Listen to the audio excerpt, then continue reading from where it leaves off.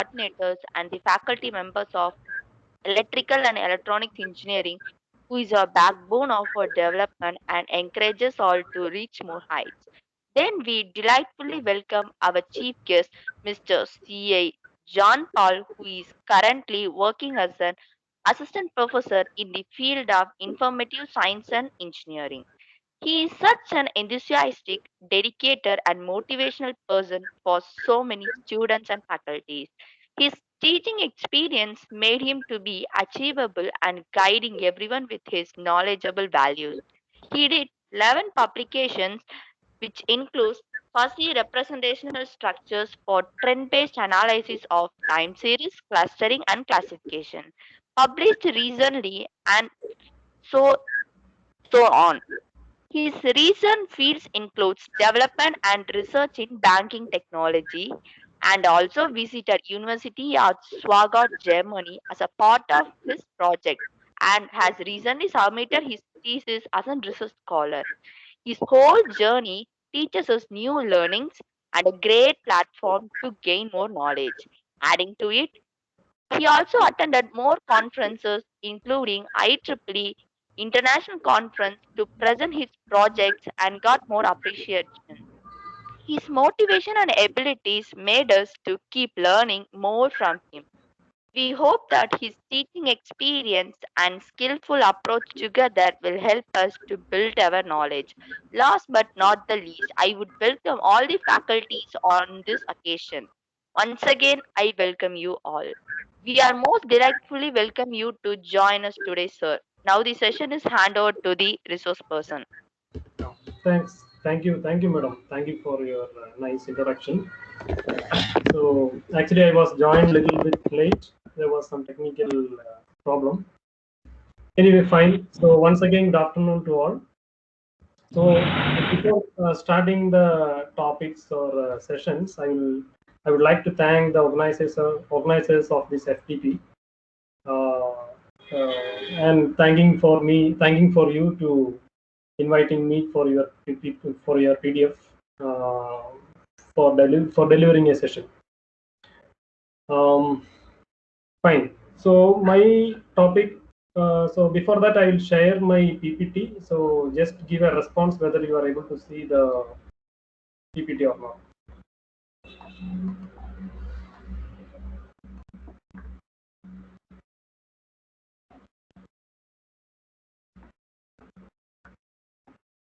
So are you able to see the PPT? Okay, visible, sir. Fine. Fine, fine.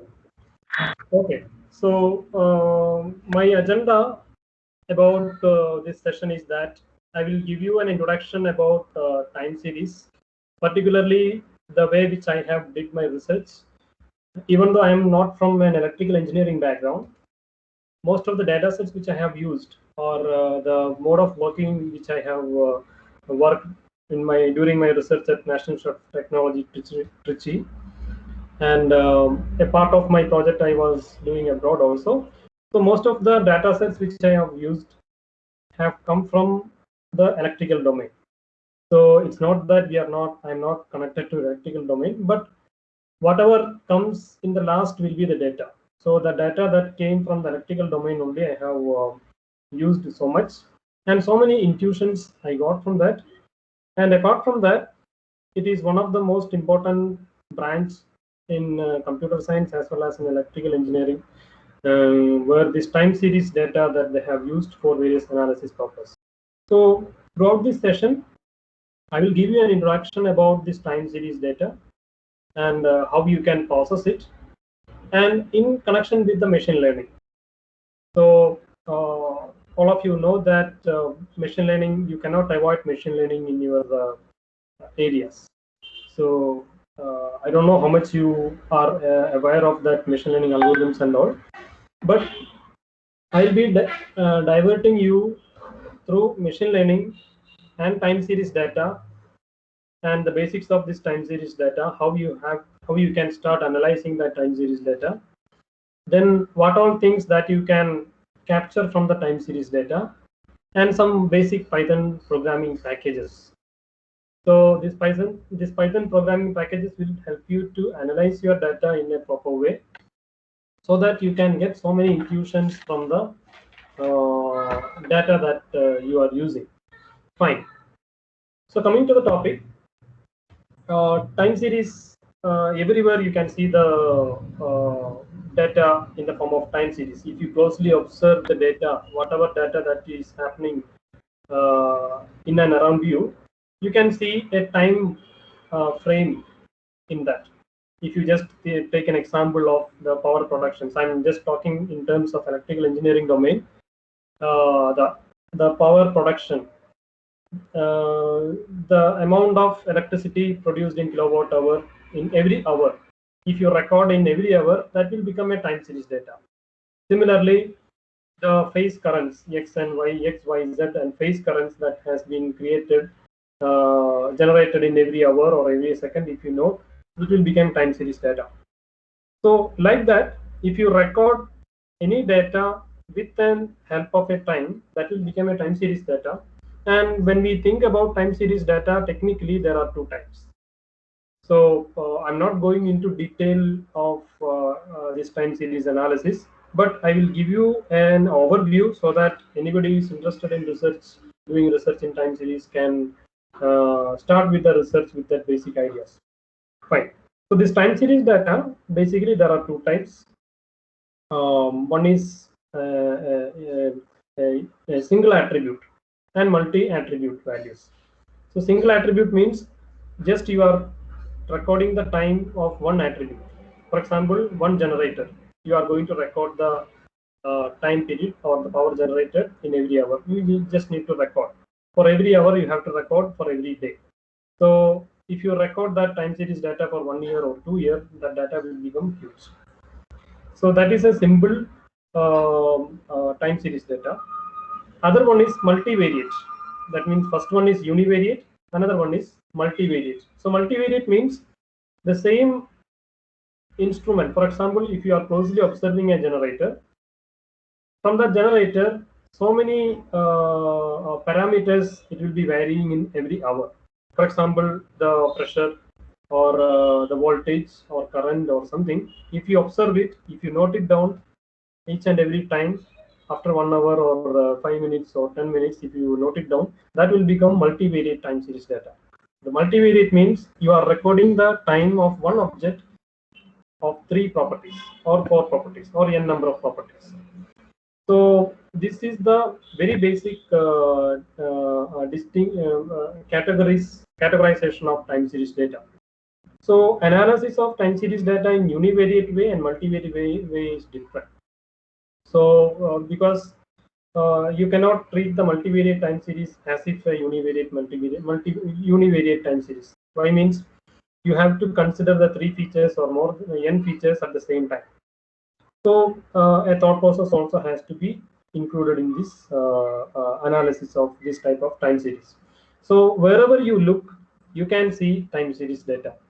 And what is the peculiarity of this time series data and how you can use it for your research purpose, how it is able to use for in real-time applications, that and all we will discuss now. So basically, as I told you, time series is a recordical collection of time of some objects of some values. So what is the importance of this one? So how you will analyze it? For example, there are so many applications of time series where you can find anomaly detection. For example, if you closely observe the power production which is happening every 1 hour intermittently, you can see some variations and you can capture that variations and you can do more analysis on that variations and see at what time these variations are coming, whether these variations are periodic, whether these variations are stationary. So based on that, you can do a reverse engineering from that time series data. Then you can reach to the point where that error has been happened. So in earlier days, because in earlier days, since there were shortage of systems, people used to record this and analyze all these things manually. So it is a tedious process. But nowadays, they don't need to record or analyze this in manually. They can input this data into the systems where the systems will be working in 24 hours, and they can get so many intuitions from that. So in time series learning, all these activities are you can perform. That means anomaly detection, then some patterns also you can find. So at one particular type of pattern is observed for one particular type of generator. Pattern recognition also you can perform, anomaly detection. Then another way means you can predict. Okay, based on the previous values of the power production, you can predict how much will be the power productions after 1 or 2 days, or after the next hour, what will be the power production. That also you can find. Another application is that you can find similar generators. For example, if you are having some 1 lakh of generators, how you will start grouping them. So how you will find similarity among the generators? Obviously, you have to look into the operations of each and every generators. So how you will look into the operations? So definitely you have to look into the time series. Time series means the power production, how it is producing the power, how the generators are producing power. So if you look at the behavior of power production of different generators, you can find so many similarities. You can group the generators into groups and see similar similar generators in every group and see their peculiarities and all. So in machine learning terms, that is known as clustering. So time series learning also contains clustering. And another one, suppose a new time series data is coming in a set of generators, to which generator you can assign that, or to which generators you can find out the similarity. So you can classify. So classification also coming into this picture. So time series learning, it contains clustering and classification. And as I told you earlier, with the help of previous values, you can predict the next values. So prediction also coming. So altogether, what you are going to learn from a time series means it is nothing but the machine learning outputs only you are going to learn. So nowadays there are so many packages are there, so many well-defined packages and well-defined functions are there, which will make our job very easy. Earlier days, these functions or these packages were not there, so we have to code by ourselves either in C or any other C++ languages. But nowadays it is not like that. There are so many packages which will help us to find out our uh, mm, for find out our problems, solutions to our problems. Fine. So that is one aspect of this time series learning. Another aspect of this time series learning is that there is something called unsupervised learning. So I'll just give you an introduction. So in machine learning, there are two categories are there. All of you would have known about it. One is supervised and unsupervised learning. Unsupervised means you don't have any information about the labels. Supervised means that you know the labels already. So the best thing you can perform is classification. So since you know the labels, you can easily perform or build classification models, and you can classify the data and coming into the data that is coming into the system. But in unsupervised learning, the knowledge of label is not there. Suppose if you are having 1 lakh generators, it will generate some thousands, large number of large volume of time series data. How you will start labeling or how you will start grouping? So definitely you have to go for clustering. So in machine learning, classification and clustering is one of the major tasks that people are doing in different forms in their research. In time series learning also, clustering and classification should be there. So as a part of my research, I have performed an unsupervised clustering of time series. So basically, feature engineering. So in time series learning is always connected to the feature engineering. So I will demonstrate the feature engineering aspect, a very small concept using wavelets. So so don't lose the connection between the top. Okay, so we are having time series learning. It is connected to with machine learning. Machine learning means learning about the features. So what features from the time series we are going to learn? So that we have to find out first. So in my research, I have used in an unsupervised way That means clustering of time series, finding of new features. So what is a feature? So feature is one of the basic term that you might have heard in machine learning. So feature is nothing but the value which we are taking in for processing. For example, if you are having a entire single row of data, the values, each and every values is a feature. Sometimes you can group some values. So that group of values is known as a feature.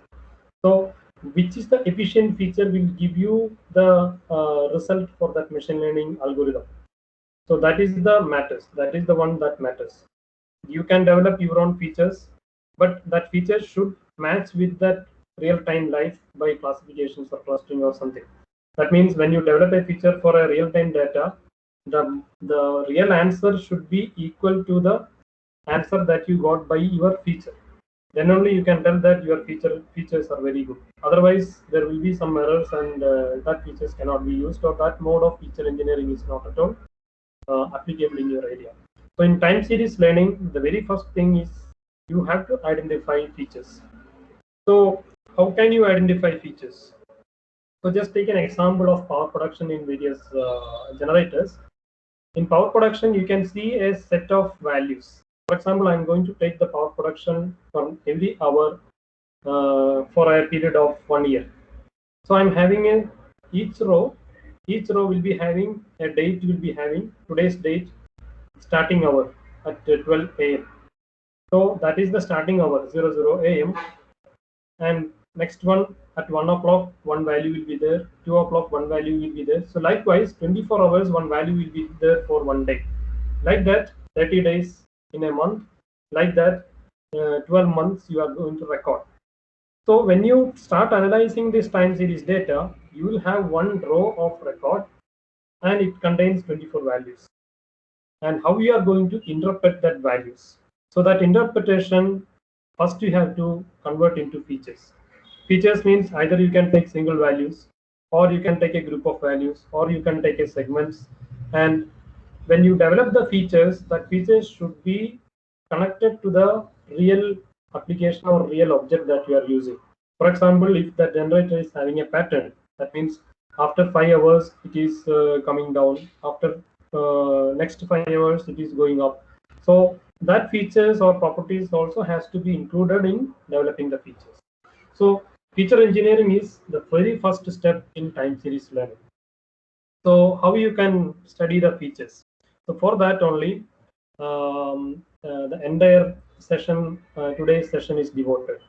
So I will be handling how to find out the various features from a time series data using wavelets. So that is the first part. So this is the outline of my presentation. So it contains some basic sections. One is the sections are the need of transforms, need of wavelets, basics of wavelets, hands-on session, and the various references. So I think basics of wavelets is repeated here. So there is some error in that LaTeX code. Fine. So this is the outline, and through this outline only I will be handling this session. And at the last of this session, I will introduce you with some Python packages, because I don't know how many of you are familiar with Python programming. So there is no any distinction between electrical engineering domain or computer science people. You can easily study Python, because Python is having so much of packages and other things. So that I will explain in the last part. Fine. So these are the various outline, and first thing, to understand this time series learning, as I told you, you are having a row of data with records. So you should identify the term called transforms. So what is the meaning of a transforms? So the thing is that if you have a record or if you have n number of data, the thing is that you will not get the proper information contained in that one. For example, if you take a sine wave, so I think you are familiar in electrical domains, you can see sine wave. Sine wave means it is the wave which represents an electric current or alternating current. So if you plot that sine wave in a time frequency domain or time amplitude domain, okay, any disturbances are there? Are you able to hear properly? Yes, sir. Yes, sir. Yes, sir. Okay, fine. Okay. So in time amplitude domain, if you represent a wave, so how it will be looking like? It will be like a sine wave only. Okay. What you are going to get, or what information you will get from the time series or that time representation, time amplitude representation. Obviously, you can see a wave. You can see which amplitude at which time it is having that amplitude, and whether that amplitude is repeating.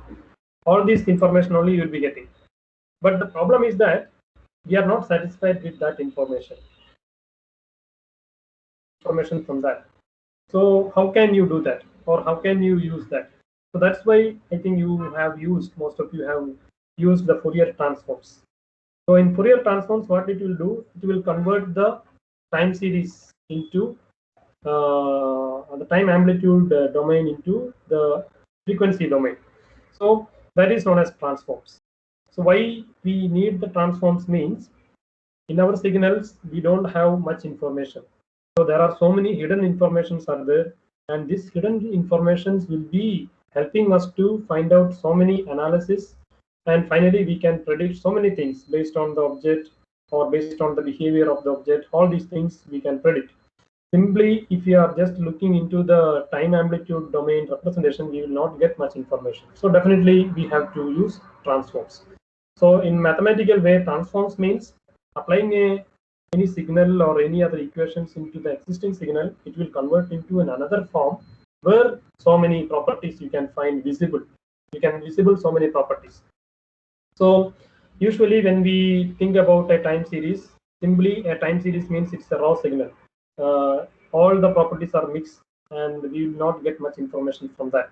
So in electrical observations, most of the observations will be in the form of raw time series, and it has to be analyzed with proper transforms. So that is why in most of the cases we'll be using Fourier transforms.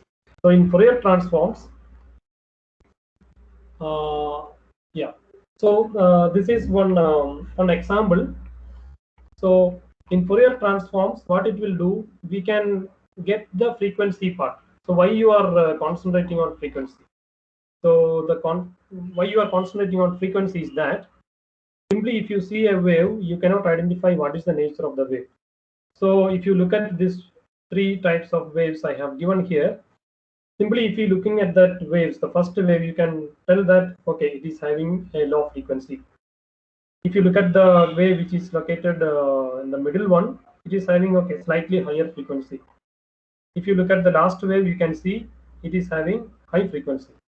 So this observation you can see just by looking into the waves.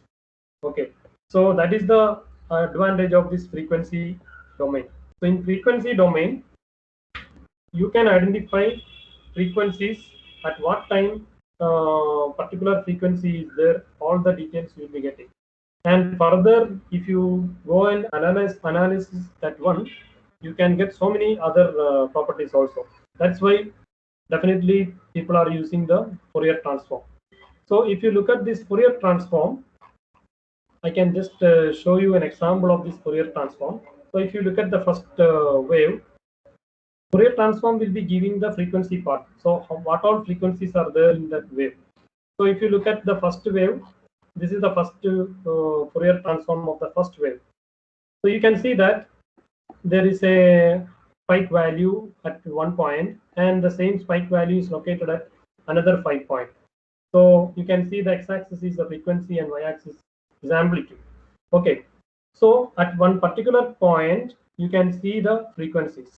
And looking at these frequencies, you can identify, okay, what is the strength of the wave and other things. But in most of our real time or real world, this time series, there is something called terms called stationary and non-stationary. What is the meaning of stationary? So stationary time series means particularly when you advance through this time series values, or when you advance through the waves, it will be in a constant way. That means frequency will be constant. There are no other frequency components are there. Only one frequency is there. So that is known as stationary wave. Non-stationary means in a time series wave, there are n number of frequencies between one time frame. So you can find a frequency of 50 hertz or 60 hertz in one time frame. So that is known as non-stationary. So when you convert that time series into a frequency domain, only all these informations you will be getting. So in most of the cases in labs and all, you will be using the Fourier transform. But in Fourier transform also, you will be getting how many number of frequencies, that's all. So you will not get the time part. So there is a mismatch is coming here. When you represent in time amplitude domain, you will not get the proper information of frequency. But when you represent in frequency and amplitude domain, you will not get the proper information of time. So how can you do that?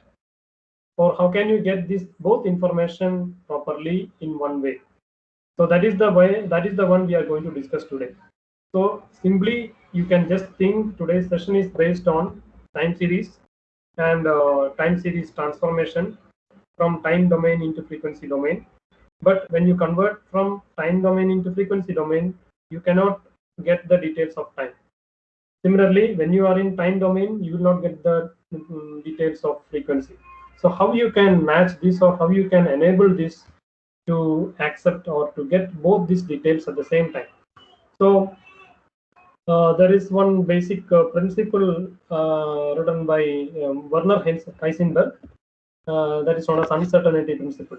That means at the same time, the momentum and the position of a particle you cannot find at the same time. But however, we can find the time duration. After n time, what is the frequency? After n time, what is the frequency? That part we can find using various other transforms. So for that only, today we are going to see the use of wavelets. Okay, so you can just think the flow of this session is like this: time series. What is the need of time series, and why you want to transform that? Why you are using Fourier transform, and what are the drawbacks of this? What are the drawbacks of this? Excuse me, 1 minute. Yeah. Hello, hello.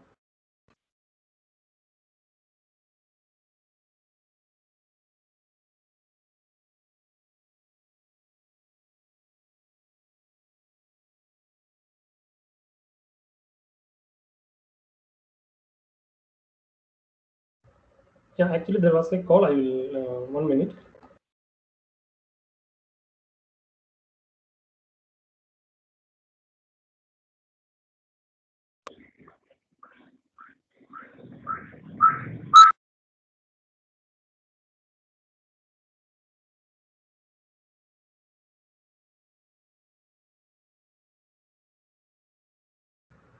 Thank you. Okay, fine. So are you able to hear me? Yes, sir. Okay. So the flow of this session is that you will learn time series. You will learn the need of transforms, very basically the Fourier transforms. What are the basic drawbacks of Fourier transforms, and you will learn about wavelets. So I told you why wavelets we are going to use, or why we want to use wavelets. So in Fourier transform, the frequency, it will not give, it will just give the frequency components of a wave. So further analysis is not possible when we use the Fourier transform. So further analysis in frequency domain, if you want to know further analysis based on time, definitely we have to go for wavelets. So that is the highlights of today's session.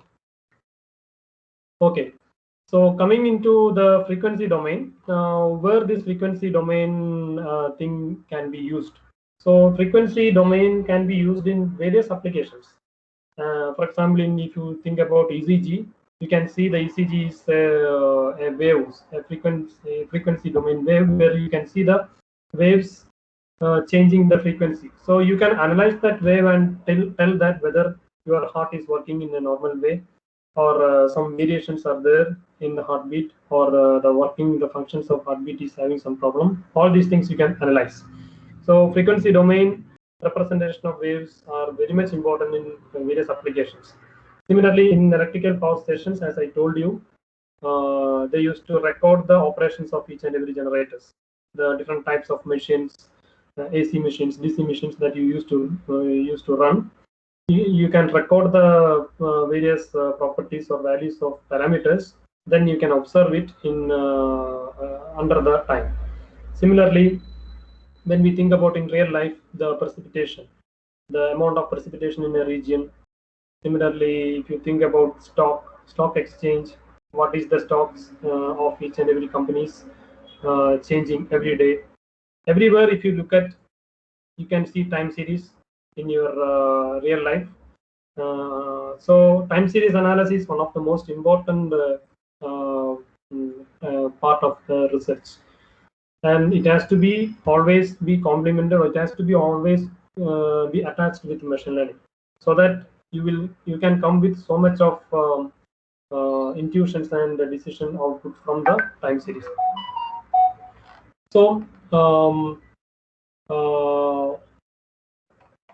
further, okay, coming into going before into the wavelets, we will see some types of waves. As I told you, time and frequency. This is a stationary wave.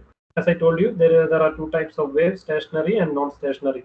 So stationary means that in one particular domain, the frequencies are same. So if you look at this wave, you can see the frequencies which are shown in the second graph. So first one is the normal time series, second one is the Fourier transform, and in that Fourier transforms you can see from the range of 0 to 100 hertz, you can see there were 4 different frequencies are there. So that is the meaning of that one. So the third graph is nothing but it is just zooming the zoomed level of the second graph. So various frequencies are there. So that is known as stationary signal. That means these frequencies will be repeating in other frequency time limits. For example, 0 to 100, you can see these 4 frequencies. From 100 to 200 also, the same 4 frequencies will be repeated. So this type of waves will not help us to find out much information from this. So stationary signals are not a good resource of information, because the changes are constant. So we don't get any much information from this one, even after converting into wavelets or something. So usually in time series learning, so this is just for information. So usually in your time series learning, the very first pre-processing step that you will be doing is stationarity check. So why people are doing stationarity check is that in order to know whether their wave or time series data is stationary or not. So if it is stationary, then the problem is that you will not get much information from that. So that is one advantage. That is one very primary pre-processing step in time series learning. So the stationarity check. There are so many algorithms are there to conduct whether your time series values are stationary or not. So so many methods are there. So I'm not going to explain all these things. Coming to the next one, next type is known as non-stationary signals. So what is the meaning of non-stationary signals? So you can see that there is one wave. The first wave is a non-stationary signal wave, and the corresponding Fourier transform of the first wave. So here you can see that the frequency of that wave is changing. So in a time limit of 0 to 100, the frequency of the wave is changing. So it is not changing constantly. It is changing by having some variations in interbetween. So if you look at closely observe, if you closely observe that the second wave, you can see that there are small variations between 0 to 50. So if you further zoom it, you can see that so many variations are there. Each and every variations are each and every frequencies. And if you look at from 50 to 100, there also you can see so many variations and so many frequencies. And if you look at from 100 to 200, these frequencies are fading down. Okay, so this is the one that Fourier can give. So Fourier cannot give much details from here to there. So how can you capture that information? Because you are not interested in big frequencies. You are interested in small frequency variations. Why small variations of frequencies? That will be helping us to identify any anomalies are happening, or any malfunctioning or happening in the instruments and all. So it is very much needed to study this part. That means small variations apart from the high variations. So how can you do that? With simple Fourier transforms you cannot do. So for that only the wavelets are coming into the picture. So what is the meaning of a wavelet? So wavelets are nothing but it is a frequency times frequency representations, basically the feature representation. So the feature representation is that if you look at this wave, it is divided into various n number of frequencies, and these frequencies you can see that you can find out the time interval between these frequencies. Small frequencies you can see in the PPT. So this time interval you can capture by using the wavelet methods. So using that wavelength, you can clearly analyze an entire signal and coming into various conclusions. So that is why wavelets we are using. So wavelets transform, it is also a transform. So as like your Fourier transform, wavelets are also having well-defined equations and well-defined structure. If you give a proper wave into that wavelet function, it will give you the various properties from the frequency domain. So wavelets is also a transform. It can provide time frequency information, and it can also represent the signals also. Okay. So and the there is something called internally when we think about wavelets. Wavelets is composed of two things. So I'm just telling you all the things as a surface overview. Okay.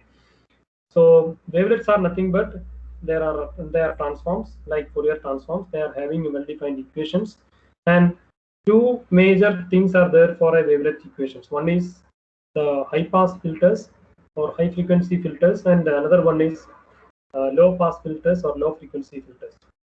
So these are the two major components of a wavelet. So if you give a wave to a wavelet function, it will divide that wave or the original wave into two different waves. One is having high frequency, another is having low frequency. So this process you can continue, or entirely the entire process of conversion of a single wave into high pass and low pass is known as decomposition. So we have just started with time series learning, the importance. We have seen what is the need of a transform.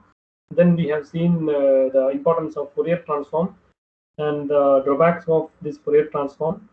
And we have seen the emergence of wavelets, why wavelets coming into the picture, and what are the components of wavelets, that is high pass and low pass filters, and the proper technical word for converting a wave into high pass and low pass is decomposition.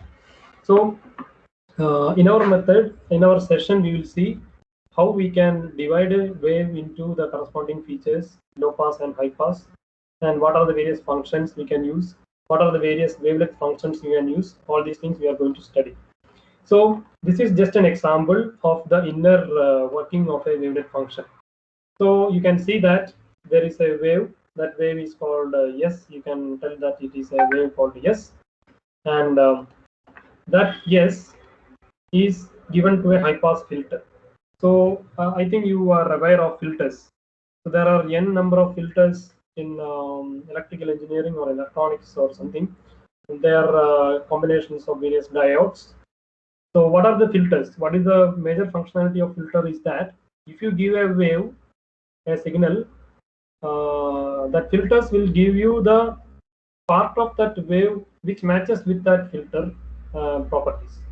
For example, if you want to get only the high frequency part from your waves, you can use high pass filters.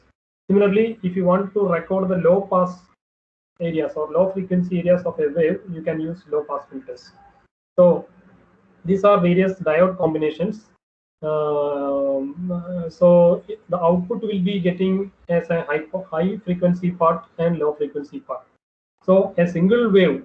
So already you might have seen the sine wave. Sine wave is having ups and downs, the upper part and lower part. And if it is an ideal sine wave, every properties will be an ideal one. But if it is not an ideal one, you can see there are some variations in that wave on upper side or lower side. So if you use a filter, you can see what all variations are there, or what all high frequencies are coming, what all low frequencies are coming. So that is the major functionality of a wavelet function. So if your signal is fed into a wavelet function, it will perform a decomposition. And one advantage of Fourier transform and wavelet transform is that whatever wave that you have transformed into Fourier series, you can reverse it back to the original wave. That means the reconstruction property is there for wavelets as well as Fourier transforms. That means signal can be transformed into Fourier waves, Fourier frequency domain. You can reverse back into the time domain using the reverse Fourier transform functions, inverse Fourier transform functions. Similarly, wavelets also, after decomposition, you will be getting high frequency waves and low frequency waves, and you can reconstruct the same wave by using this one. So whatever operations that you are doing in the decomposition, you can do reversely that decomposition and construct the original wave. But in wavelets, when after reconstructing that signal wave, there may be some errors here and there, but that error, that is the root mean square error, is very less. So that is why wavelets are still used in various applications in our real-time life, because when you reconstruct the same high pass and low pass waves, the signal wave that you have obtained after reconstruction will be having less errors, but it is mostly it will be similar to the source wave that you have given. So this is just to give you an overview how the wavelets is going to perform. Okay, so when decomposition is happening to a single wave, there are high pass filters, low pass filters. What is the meaning of decomposition means? There are two types of coefficients it will generate. Okay, so I'm not going into detail because there are so many equations for generating the detailed and approximate coefficients. I'm not going into detail how that have evolved, but for you to work or start to work with these wavelets, this knowledge is enough. Okay, so a single wave is there. If it is decomposed into a high pass and low pass, two types of coefficients it will generate.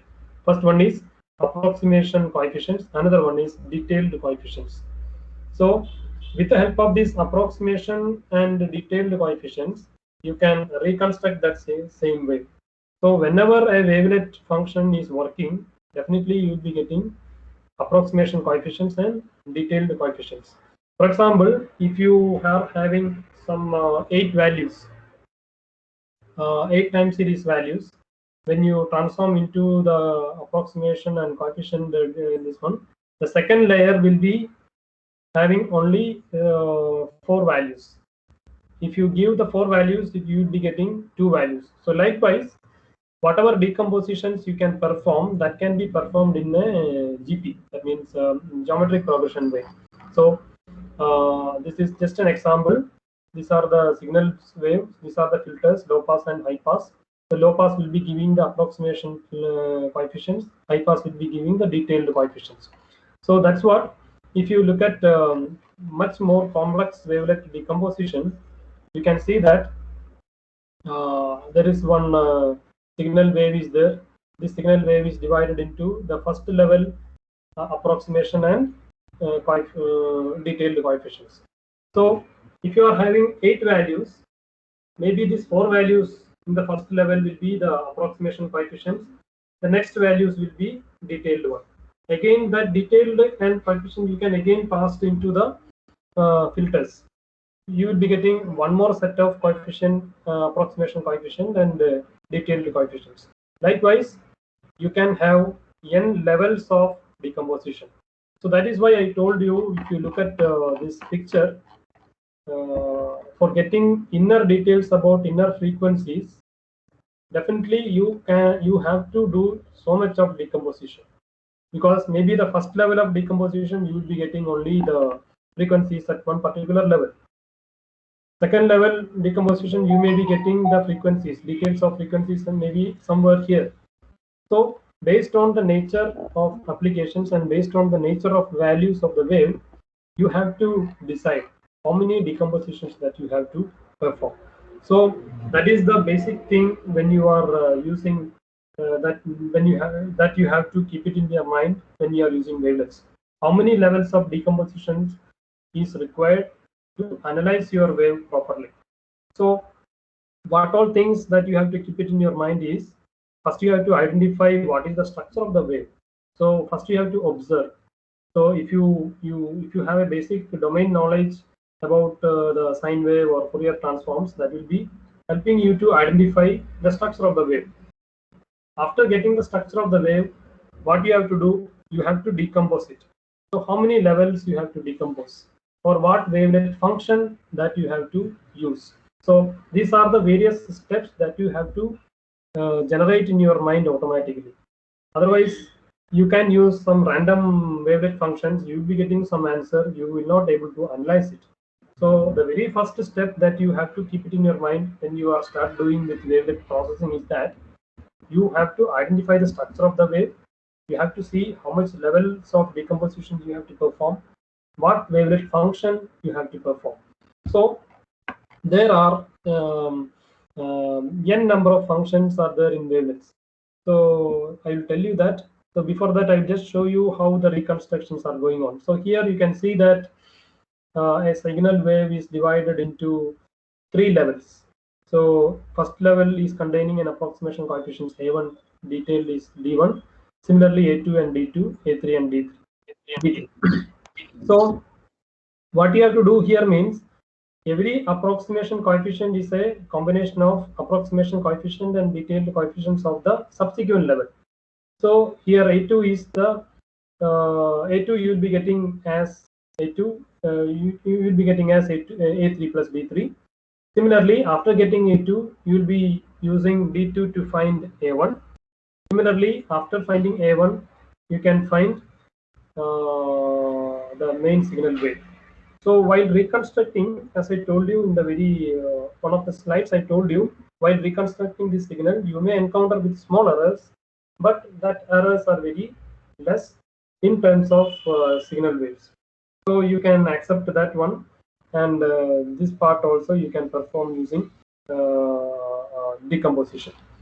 Okay, so I told you the various steps that you have to do when you start using the wavelets. Okay, so 4 or 5 steps I told you what you have to do. So these are some instances of some famous wavelet functions. So there are around hundreds of wavelet functions are there, and the package which we are going to discuss today, the Python package which we are going to discuss today, has implemented most of the wavelet functions, but we will be discussing not all functions. We will be discussing only some basic functions which will be helping you in your further processing of electrical waves. So wavelets functions, so many functions are there. The famous functions are Haar wavelet functions, Mexican hat, and Debashis. So these are the different types of wavelet functions. Usually we will be telling these functions as wavelet families. So Haar is just an example. Haar families are there. If you change the parameters of a single Haar function, you will be getting another Haar function with the different properties. So usually we will be telling that these functions as families. So Haar families, Mexican families, Debashi family. So like that, in between the wavelet functions, or corresponding to a single wavelet function, there are n number of variations are there. So I will just explain how this wavelet function will be converting a signal wave into approximation coefficients and detailed coefficients. For example, if you take this Mexican hat wave, you can see this is that wave. Okay, so this is the structure of this Mexican hat wave. So it is having the frequencies, it is having the amplitude, a fixed amplitude. So for all wavelet functions, there are some fixed amplitude and fixed properties. For example, if you look at Haar wave, it is just like a step function. So Laplace transforms and all you can perform here. It is just a step function. That means at one point it is always higher till one point of time. From that point of time to one point of time, it will be lower. So either 0 or 1. This is a step functions or spike. You can think about it. This Mexican hat is not a spike like, but it is gradually decreasing, then increasing, then gradually decreasing, then gradually increasing. So each and every wavelet function is having their own behavior. Suppose if you take this Mexican hat, you are going to convert your signal into a Mexican hat wavelet function. What it will do, Mexican hat function will do, this is just like a superimposing. So this wave will be superimposed onto your signal wave. So your signal wave is coming. Here the signal wave is coming. Somewhere you will be placing the Mexican hat function. What it will do, your signal wave will be superimposed onto this wavelet function. So superimposing means it will try to keep that wave onto your wave at exact timings.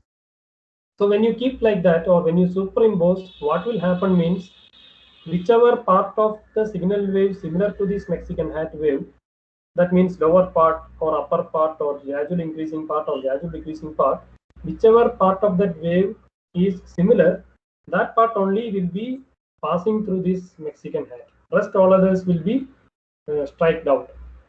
So that is the function of these wavelets. So if you want to get a particular frequency from a signal wave, you have to set that frequency in your wavelet function. Then you apply that superimposition over that. The corresponding output of approximation and decay coefficients will be of your own frequencies only. So in general, what is this wavelet functions will do? Wavelet function will scan. It is working just like an instrument that you have that we have studied in our physics classes. If that particular direction, if you keep one wooden plank, only that waves will pass in. Otherwise, the waves will come and hit it. It will lose. So one particular frequency, if you want to capture from that your signal wave, that type of wavelet functions you have to use. So that's why I told you, you should identify the structure of the wave initially. Then only you can identify which wavelet function. Yeah, any disturbances are there? No, sir. Yeah. So that's why I told you earlier, whenever you are going to think about any applications, first you have to see the structure of that waves. Then you have to decide which wavelet function you have to use. So this is another instances of another family. That family is known as Dubashes. So if you look at Dubashes families, DB2, DB3, DB4, DB5, these are the various family names where various types of waves are there. So if you take a DB9, if you send this DB9 into the signal wave, corresponding frequencies only extracted from that signal wave. Similarly, if you want to get frequencies with similar to DB2, only the corresponding frequencies will be getting into that. So likewise, you have to decide which wavelet family that you have to use or which wavelet functions that you have to use. So once if you are having all that things in your mind, easily you can do wavelet transformation, easily you can perform that wavelet decomposition, and you can analyze your wave. You can get so many input from the wave, and using that inputs you can take decisions whether you can see any anomaly or whether you can see any variations in that power productions or variations in that time series values and other things you can easily identify. So this is just an overview about how to use wavelets and how wavelets are influencing the time series learning. So So next one is thought of familiarizing you with the help of a hands-on session. So since we are having very less shortage of time, I will just recap the things what we have learned just now. So it will be helpful for you to keep all these things in your mind in a short form. So basically, time series learning.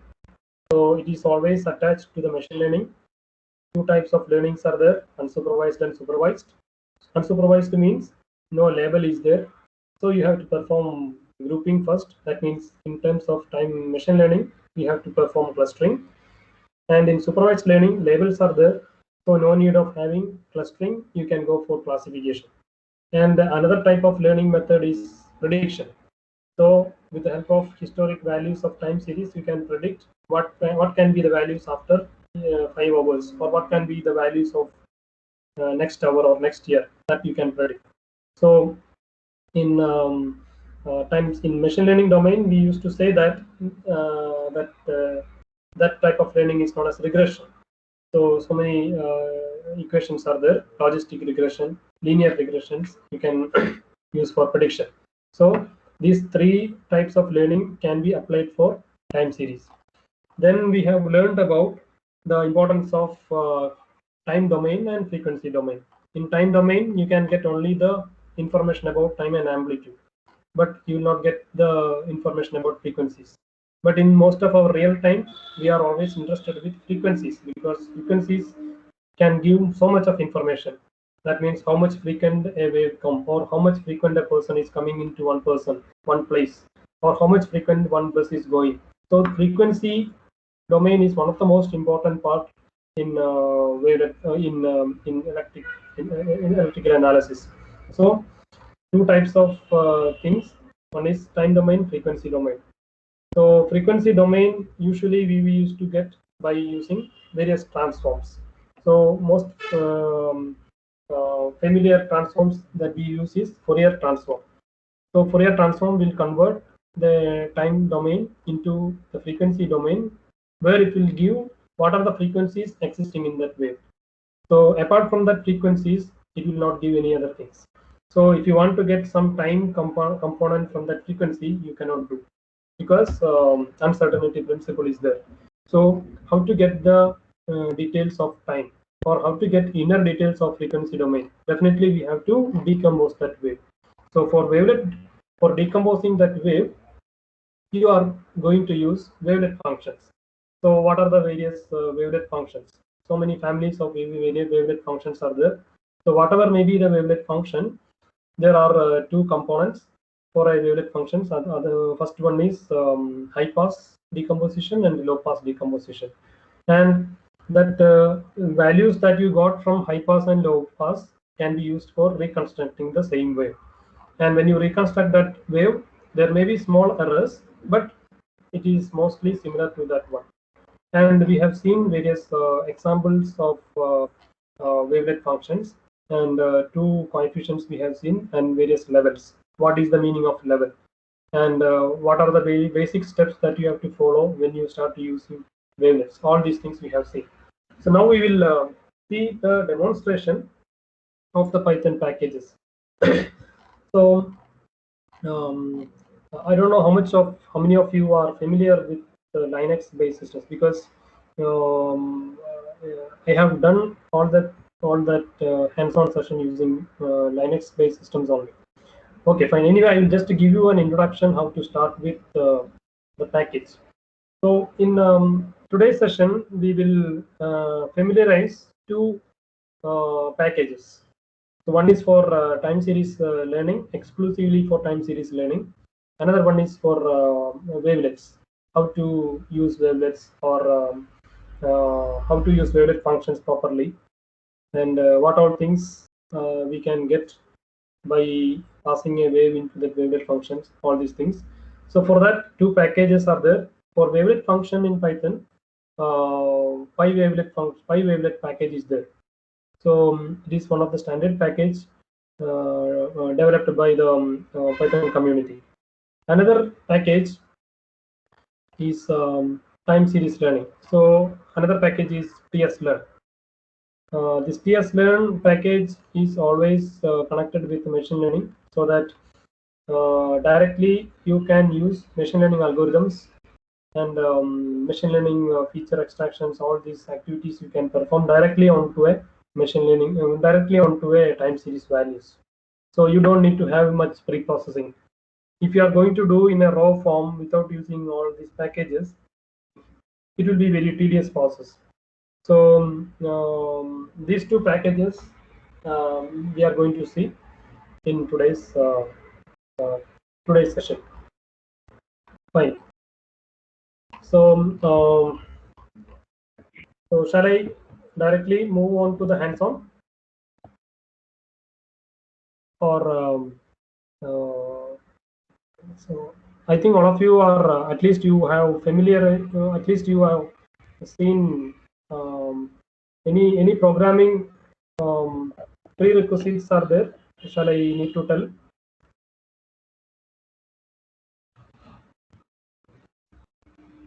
Just add some basics, sir. Okay, I just want to know whether how much of you are MATLAB is the platform we are working in, sir. So if you can give an introduction, it will be good, sir. okay. So MATLAB, right? So in MATLAB, I have not used much because it is not an open source. Okay, anyway, I will give you a basic introduction how you can perform the things in perform using the same packages you can perform in Windows based or something. So MATLAB is one of the most commonly used packages for signal processing and all. So that is in today's class I will just give you an introduction about these Python packages. Okay, so whatever may be, either you are using Linux based or Windows based, there is something called Jupyter. Okay, so if you are not familiarized with that Jupyter, you can just browse and see what is the meaning of Jupyter thing and all. So usually nowadays Python programming is gaining much acceptance in the community, in research community. So most of the people will be doing that Python programming using Jupyter. There's a Jupyter framework. So what you have to do means usually you can install Linux-based systems in what to say in drives, and in that drives you can install Linux-based systems, and you can use the terminals and other things. So in Jupyter means it contains different types of programming languages you can do in that interface, and it is an easy interface. You can just experiment with various commands very easily. It is not like a terminal or things. So most of the people nowadays who are using Python programming, they are using this Jupyter only. So I will just show you the working of these two packages using that frameworks. And this Jupyter is somewhat an web-based framework, so no need to have further installations and other processes. Either Windows or Linux-based systems also you can use this Jupyter. Fine. So I will just will start with that one. So I think are you able to see the terminal? Yes. Anybody can respond. Yes, sir. Okay, fine.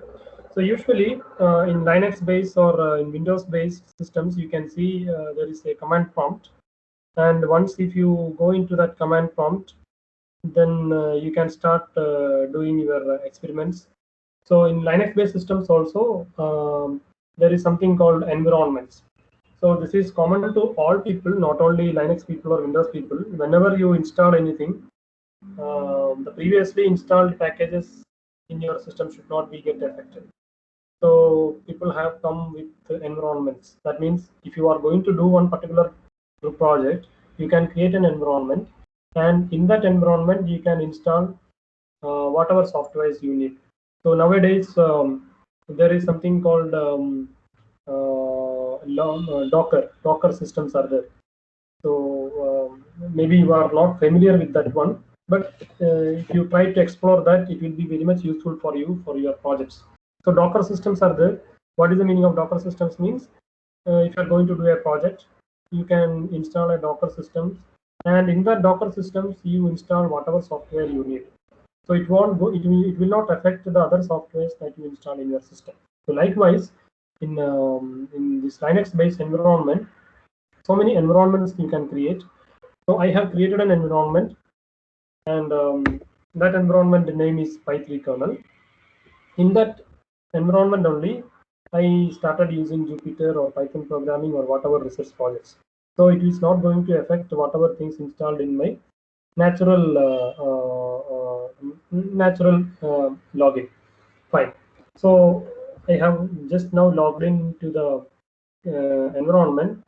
Now I am going to call the Jupyter notebook.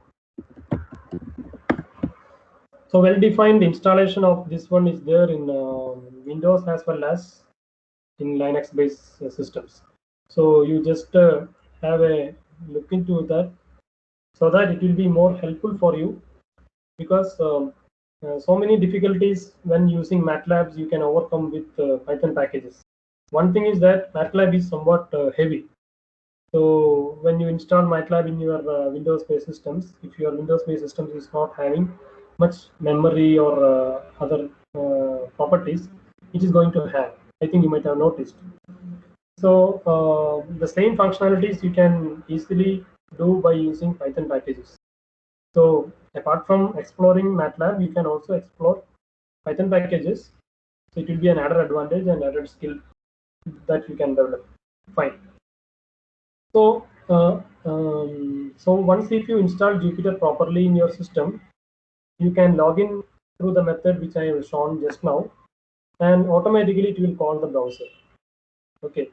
So already I have just did some programming in Python using Jupyter. So whatever new files, you can easily create new files. So when you click this new tab, you can see which Python that you are going to use. So mostly now the current version of Python. Any queries?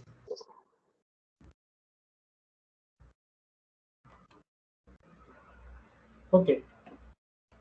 So when you use the Jupyter, you can use the new tab to create new files. You can select which Python that you are going to use, all these things. So currently, the Python compiler that you are using, mostly people are using is Python 3. So like that, you can select that 3, then you can create new file. So coming to the our wavelets. So I have created a file called wavelets. So that will be opening like this. And in this tab, you can start programming. Okay. So this is the same programming way that you are using in your terminal or files. Any disturbances are there?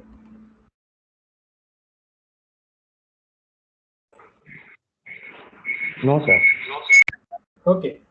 Okay. So I think some of the people have not muted the mics. Fine. Okay. Okay. So coming to the hands-on session, what I have done here means I started that programming interface. So usually you might have familiar with MATLAB files. So how you will create the file using your gedit or whatever software that you are using in Windows, you will be creating that MATLAB files in .mat.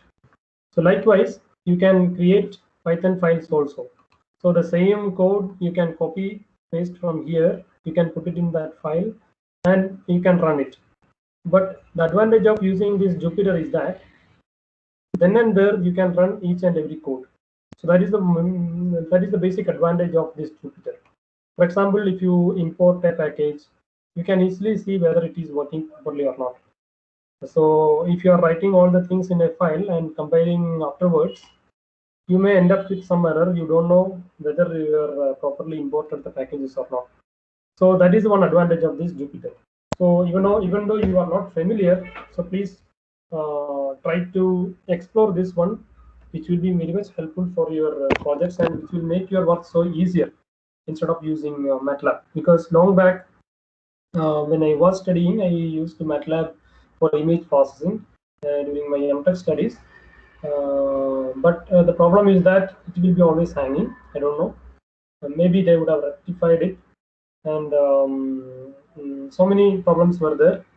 So I habituated to use open source packages, particularly in Python. Okay, coming to our wavelets. Our wavelet is we have to install the wavelets. So usually in Python, how to install the wavelets or how to install any packages means we have to give in command mode. So our wavelet function is wavelet package name is PyWavelets. So how to install means pip install PyWavelets. Okay. So if you give that, automatically it will fetch the wavelets from internet, which is the current version, recent version. It will fetch, it will install it, and it will not show any error. If at all any dependencies errors are there, it will be automatically get installed. If at all any errors are there, corresponding packages you have to install, then you have to install this PyWavelets. So likewise, any packages, when you want to install it in Python, you have to use pip install that package name. So I already had installed that PyWavelets. So there is no much hurdles to install this PyWavelets. You can easily do it. So after installing that, if you want to call that wavelets package, you can use import. So if I give import and press Control and enter, you can see a star. So star means it is still running. Once if it is finished, you cannot see any errors. That means it has been properly imported. And in Python, there are so many other subsidiary packages are also there, which will help us our work more easier. For example, you are having a set of matrices. You want to convert that matrices into a single matrix. If you are going to write a code, means it will be tedious. So many data manipulation packages are there. So NumPy is one of the packages like that. Matplotlib is nothing but to draw the graphs. Easily you can draw very good graphs using Matplotlib. In MATLAB also, so many functions are there.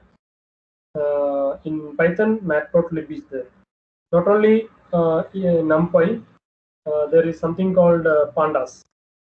So pandas is nothing but to play around with the data, which will help us to cut the data set, which will help us to join the data sets, which will help us to select a few rows from the data sets. All these things you can do by using pandas. Another package is scikit-learn.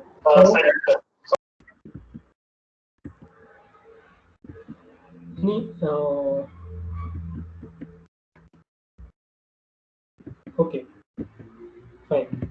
So this packages names already I have given. I have mentioned this. So the last part of this hands-on session, I will give you a set of packages which will be helpful for you for your researches and other activities.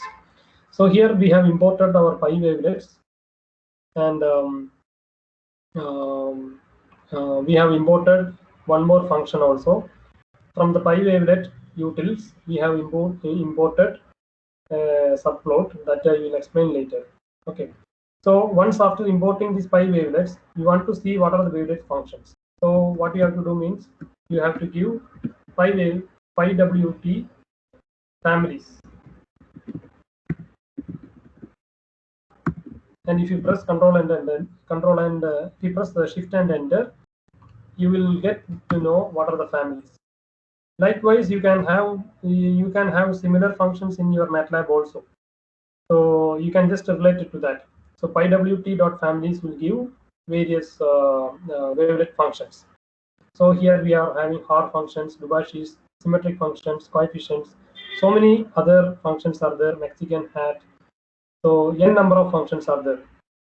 If you want to see what are the subfamilies of each and every families, you can give like this: pywt.wavelist dot the corresponding family name. For example, if you want to see the Lubashis families, this is the various Lubashis families functions are there. Similarly, if you want to see Mexican hat, MEX hat, it is having only one. Similarly, if you type Shan, it is having only one. So likewise, you can give the family name and see what are the family variations are there or various functions are there. Okay. Now, how you will create a wavelet object? So I told you this Python is nothing but an object-oriented programming paradigm. That means everywhere you will create an object. That object is having functions and methods and functions and variables, and you will access that functions and variables using operators. So once if you create an operator, you can access by using dot. So this is one basic programming paradigm. You don't need to worry about it, just to know how to use it. Okay. So what I have done here means pywt.wavelet db1. If you give, it will create an object, and that object properties I am storing in the name Dvashi. Okay. So if you print that object, it will give the various properties. That means family name is Dvashis, filter length 2, orthogonal. All these properties will be set. So once after creating an object like this, you can use that one for decomposition of your waves. Yeah, you can analyze all the things. That is one property of this one. Another property is that there is something called modes. So waves are having different modes. That means constant waves will be there, symmetric waves will be there, periodic waves will be there, anti-symmetric, anti-reflect waves are there. So that part also you can analyze using this pi-wavelet function. So I'm just giving you an example. So I think you can see this type of waves. So this is a symmetric wave. This is a reflex. This is the wave which you can see the reflection part. This will be showing the periodic part. What this will do means there is one function in pi-wavelet package that will help us to interpolate the values into the existing wave. For example, if it is a reflect function, it will give the reflect interpolation values. So likewise, you can have n number of different functions. Now I told you in the session, I told you time series is divided into approximation coefficients and detailed coefficients. So how to decompose that wave? So here we are having a wave, and we are using Dubashi's family db1, and we are calling pywt.dwt. If you give the time series here and the family here, it will divide into first level of approximation and first level of detailed coefficients. So CA is this one, CD is this one. So likewise, you can give a row in your data set also. For example, I am just increasing this one. So 1, 2, 3, 4, 5, 6, 7, 8. I'm just giving 5, 6, 9, like that. So there is a syntax error is here. We missed one comma. Yeah. Now, if you give the CA, approximation coefficients. Similarly, if you CD means it will give you the detailed. Likewise, you can use this pi-wavelet function for decomposition of a and also you can give. I can hear some noises. So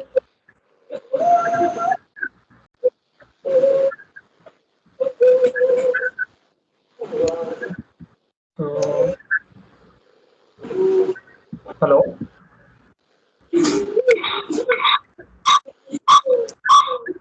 Hello, is it audible? Yes, sir. Okay. It's audible, sir. Now. Oh, okay, fine. Some noises are coming, so that's why I just asked. Okay, fine. It is the noise now. Yes, yes. Okay. So this program construct will divide the time series into corresponding approximation coefficients and detailed coefficients. So this is the syntax. Now you got C and CD. And one more advantage of converting this into C and CD is that you are having a time series values of n values. You can reduce that n values into a factor by 2. So that means you can reduce the dimensions of the values. So wavelets are one of the major methods for dimensionality reduction. So if you are having some 1 lakh values, processing of 1 lakh values are very difficult. So how you will reduce that values?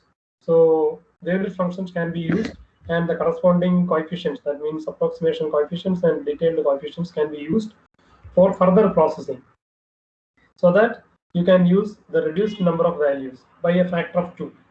So if you use wavelet functions to 3 or 4 levels, you can reduce your data into a large dimensionality point you can reduce, so that you can run your algorithm much faster. But always, when you reduce the dimensionality, always check with the real values also, because when you reduce the dimensionality, the genuinity of the data will be lost. But when you use wavelets, that genuinity loss is very less. So dimensionality reduction is one of the application of these wavelets. Okay, so we have decomposed a wave. For decomposing a wave, we can also use there is one class called wavedeck. So from PyWT import wavedeck. So this is the way to import a class. And in wavedeck also you can use the wavelet function for the corresponding decomposition. So when you do like this, you can see the different level decomposition of you can perform using wave decomposition wavedeck. So the syntax is wavedeck, the corresponding time series, the family, and the level. So level means, as I told you, you can see that this is having 1, 2, 3 levels. So in which level values you want to get, that you can specify here, and you will be getting the corresponding coefficients. So that is one advantage of PyWavelet package. And another important property is that so this wavelet function will give you the maximum level for one particular type of time series can be decomposed. That also it will give. So sometimes we don't know to which level we have to decompose. So we have to know to which is the maximum level we can decompose each and every family is using wavelet function. So for that you have to use there is a function called DWT max level, and you will give the data, and it will give you what can be the maximum level it can be decomposed. So that also you'll be getting from these PyWavelet packages. Another one, there is something called different types of wave. I told Debashi families, then Haar families, Mexican hat families. If you want to know what are the various continuous wave families, you can get the list by giving PyWT.wavelist continuous. These are the various continuous wavelet functions families. Then two-dimensional data also you can able to perform the decomposition. So for example, I'm having an array. Usually in Python, this NumPy arrays, it will be defined like this. So the meaning of this one means X will be having a two-dimensional array. Each row will be contains 8 values. So these two-dimensional arrays also you can decompose by using wavelet functions. For that, there are wavelet functions, two-dimensional classes is there. So PyWT.W wavelet packet 2D, if you give like that, correspondingly the result will be also in the form of 2D. So this is the approximation coefficients. It will be in the form of 2D. Similarly, these are the detailed coefficients. It will be showing in the form of 2D. So why I am telling this means your dataset, when you load into this wavelets, datasets will be in the form of records. So columns and rows will be there. So instead of performing this decomposition line by line, you can entirely give your dataset and corresponding results of coefficients and detailed coefficients you will be getting. So that property is also there. So for that only this function will be utilized. Okay. So so these are the very basic things that you can think about wavelet functions. There are n number of functions are there, functional properties are there that you can explore. So that references are there given in the PPT. I will explain it later. And the other package is called time series learning. So TS Learn. So I told you we will discuss two packages today. One is based on wavelets, and another one is called time series. So another one is called time series. It is represented as TS Learn. So what this TS Learn will do? TS Learn will help us to identify the distance between two time series based on various distance measures. So I think you are aware of various distance measures like Euclidean distance, Manhattan distance.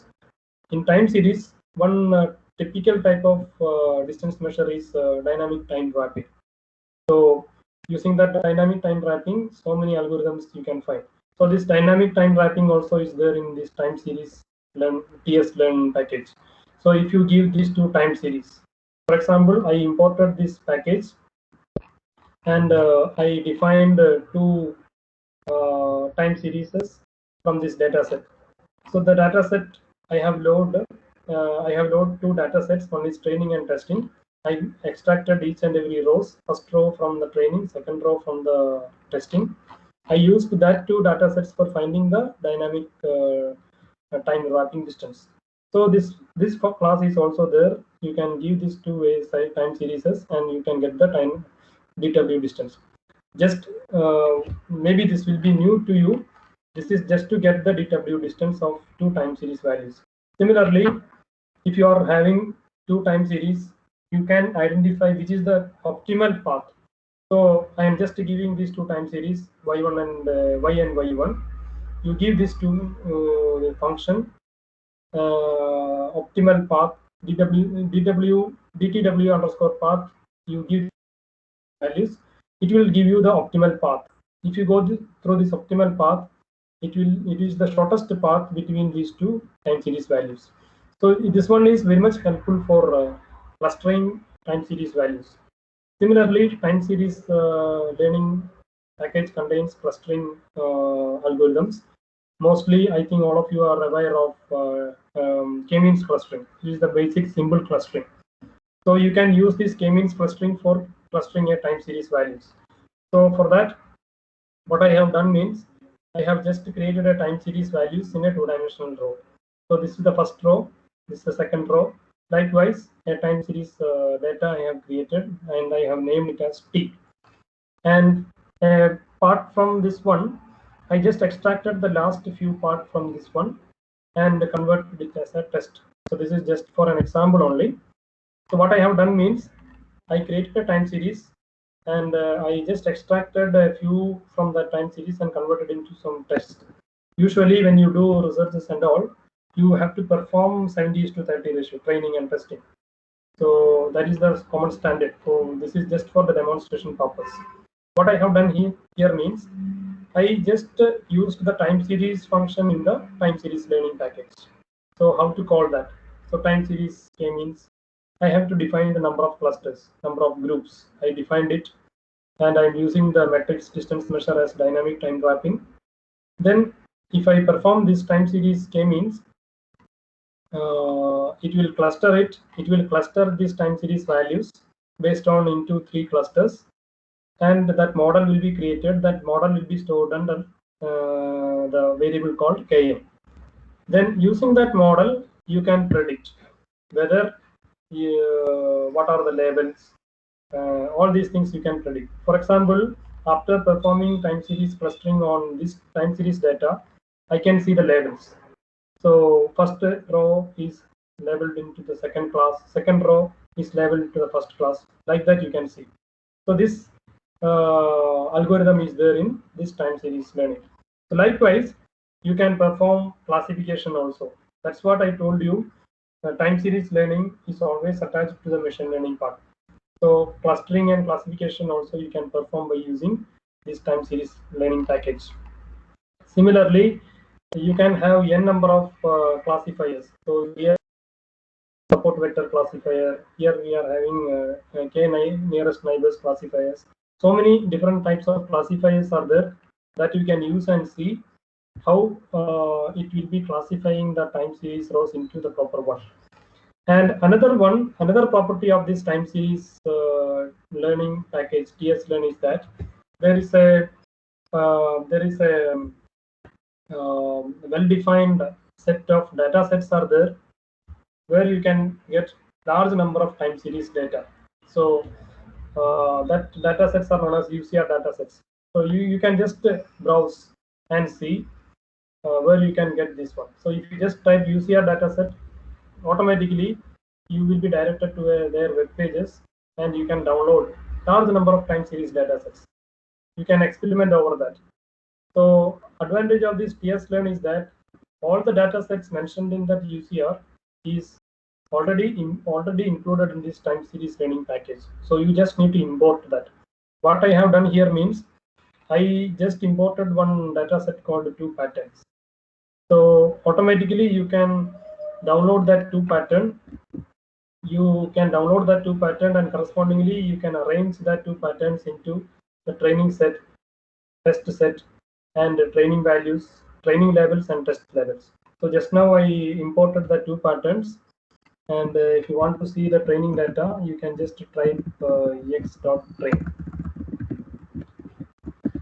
So these are the training data in the 2 patterns. Similarly, PyTrain will be there, the corresponding labels of each and every rows you can see. So likewise, you can play in and around on this time series learning package with various data sets and see how it is classifying properly. So there is one more module in time series is called pre-processing. So as I told you, pre-processing step, you can check the stationarity, you can do so many other things. One of the main pre-processing step is normalization. So if you are having n values, you can normalize into different methods. That means min-max normalization, mean variance normalization. So all these things you can perform. So for that, corresponding functions are there. So here what I have done means I'm having a range of values. I want to min-max, do the min-max normalization. So for that, you have to call time series scale min-max value range. You have to give the proper time series so that it will be min-max normalization can be performed. So likewise, so many packages are there, so many functions are there which will be helpful for you to make your job very simple. So don't hesitate that you are using MATLAB or any other software. So if you study this one, it will be another skill, so that you will be able to explore more and more things related to your subject. So in connection to all these packages, you can also go through these packages also. That means scikit-learn, which contains most machine learning algorithms. Then PyTS is there, PyTime series is there, which is having another set of time series functions. Scikit-learn is there, StumpPy is there, skTime, PyFlux, TSPress, Cesium. So these are various other packages which will be helping you to do your research or to do your projects very easily. So that is regarding the packages and their usages. So coming to our last one, I have also found out some packages in the references. I am showing to you that. So in this one package in Python called Electric Pipe. So if you go, the website is there. If you go there, you can have so many functions, and which will make your job very easy. For example, Electric Pipe functions, so many functions are there. You can use convolution, so many transforms, Gaussian transforms, so many other functions that you can easily identify which one is more related to your work. So that is the one package called Electrify. Another package you can think about, it is known as PyLeaken. So PyLeaken is nothing but it is just they have just modified their word into like a pelican. Okay, so PyLeaken. So this also contains so many functions related to electric machines. So simulations you can perform, So many activities you can perform by using electric activities you can perform by using PyLeaken. Similarly, one more package called grid calculation. So electric grid simulator, all these activities you can perform by using GridCal. Similarly, another package called Gym Electric Motor. So it also having various functions which will be helping you in different forms by creating by simulation. So many simulations you can create very easily. You can program it in a small interface and you can see the output. All these activities you can perform by using this package. So these are some additional packages you can explore and it is more interesting if you are since you are from electrical engineering domain. This will be more interesting because you can see the inner working very properly. So that is the advantage of these open source activities. So these are the references which is connected to this current session. So wavelet tutorials, very basic one, you can get it from this one. Then PyWavelet package, the full documentations you can get it from these two. And the last reference is that the UCR time series datasets, where you can download n number of datasets. You can play in and around with the various Python packages. So by this I will conclude the session. So all of you, I'm wishing you a very good luck. So if you are a starting point in Python, so let you do it in Python programming and have the joy of Python programming. So wish you have a safe stay in home. Thank you. So you can ask any queries.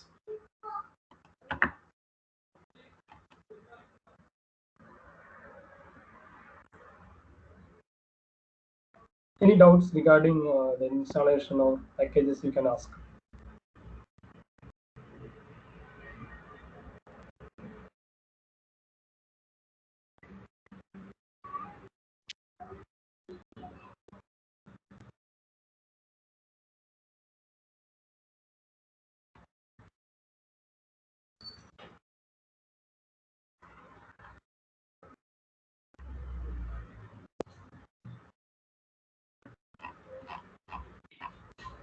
Participant, you have any doubt, clarification, ask free. Can you speak louder? I can't get you.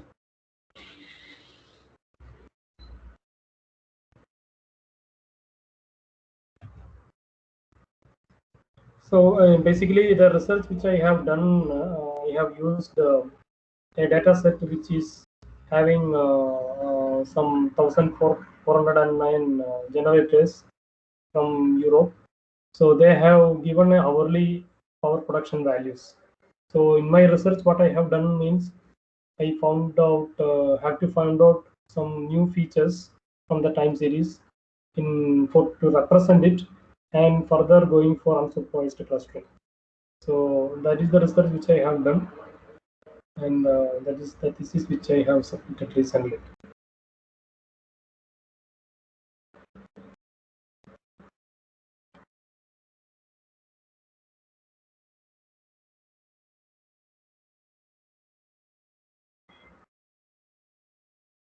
Okay, chat. Let me join the chat.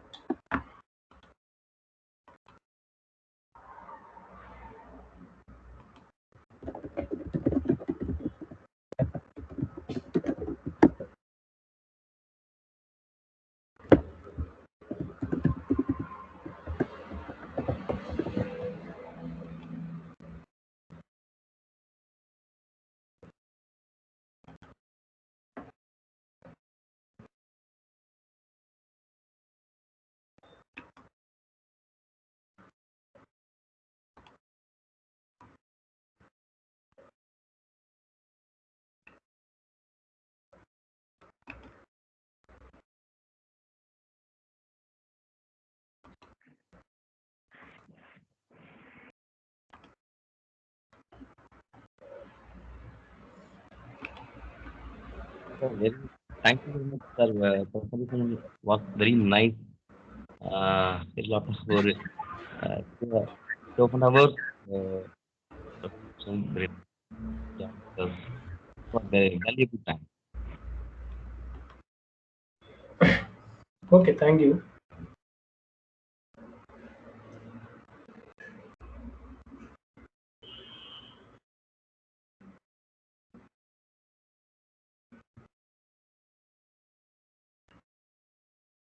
Okay, so if no further queries are there, shall I wind up?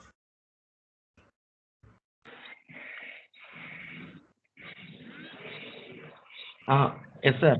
We can wind up. Okay, so I can see some feedback link, something. Please sharing the feedback link. So shall I need to do anything? Sure, sir. I will send to user. Yeah, sure, Okay. sure. Okay. Yeah, So yeah. Thank you. okay then. Thank you. Thank you for inviting me for your FDP. Thank you very much, Yes, sir. thank you, sir. Thank you.